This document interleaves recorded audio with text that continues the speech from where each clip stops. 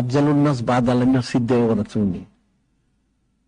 ওনার basal শুরুর সময় হয়ে গেল, উনি তো সব নিজেই করছেন। তারপরও উন্নাস সালেহ সিদ্দিক ডাকলেন, আমার সময় শেষ। আচ্ছা ঠিক আছে। উনি জিজ্ঞেস করেন যে নূরে মুজাসসাম হাবিবুল্লাহ হুজুর পাক উনি কোন দিনে দিদার হয়ে গেছেন? ইসলাম শরীফে। আচ্ছা কি বার? আজকে ইসলাম শরীফ। তুমি কত উত্তম হতো যে বাসে যেতে পারতাম। আচ্ছা গেল। কতটা কাপড় দেওয়া হয়েছে, কি দেওয়া হয়েছে উনি করছেন। তারপর জিজ্ঞেস করেন ইত্যাদি, 3 কাপড় দেওয়া হয়েছে, এটা করছে এটা করেছে। তারপর গোসল মোবারকের বিষয়টা, অমুক বিষয় তমুক বিষয়, ঠিক আছে তাহলে আমাকে সব ওইভাবে করবেন। উনি বললেন যে নূরে মুজাসসাম হাবিবুল্লাহ হুজুর পাক ওনার যে তর্জ তরিকা সুন্নত যেভাবে করে আমাকে ঠিক সেভাবে করবেন। ঠিক আছে। তুমি বলছিলেন যে আমার তো যে কর্তা সেটা দিলেই হয়। তুমি না, আমাদের তো সামর্থ্য আছে আপনাকে নতুন কাপড় দেওয়ার, ওইভাবে দিতে হবে। ঠিক আছে। সব হয়ে গেল, কথা শেষ হইল।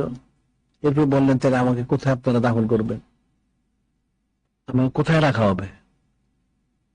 তুমি বললেন আপনি যেখানে বলবেন।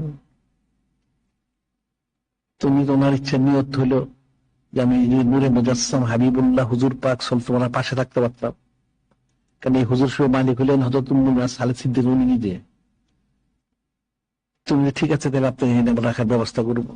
তুমি না, এইভাবে তো হবে না। আপনি বললেন ঠিক আছে, যেহেতু হুজুরা শরীফটা আপনার, আমি কিন্তু আপনি তো বললে হবে না। আপনি কাজ করতে হবে। কি করতে হবে? এটা খাটিয়াতে করে আমাকে এই রজব শরীফের যে দরজা মোবারক আছে তার সামনে রাখবেন, রেখে বলবেন যে ইয়া রাসূল আল্লাহ, হাবিব আল্লাহ সাল্লাল্লাহু আলাইহি ওয়াসাল্লাম, আপনার চিরদিনের খাদেম গোলাম সিদ্দিক উনি আরজু করছেন আপনার পাশে থাকার জন্য। যদি আপনি অনুমতি দান করেন তাহলে উনি এখানে থাকবেন। বলবেন যদি অনুমতি দান করেন তাইলে আমাকে রাখবেন, নাহলে আমাকে জান্নাতুল বাকিতে রাখবেন।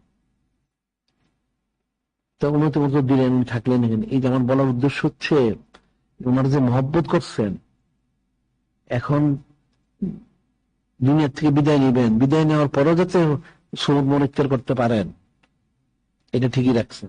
তাহলে মহব্বতটা কতটুকু? এখন মানুষের মহব্বতটা কই? সে মৃত্যু পর সর্বদূর হতে তা হায়াতি তো স্মরণ করে না, নাউযুবিল্লাহ। তো কঠিন বিষয়।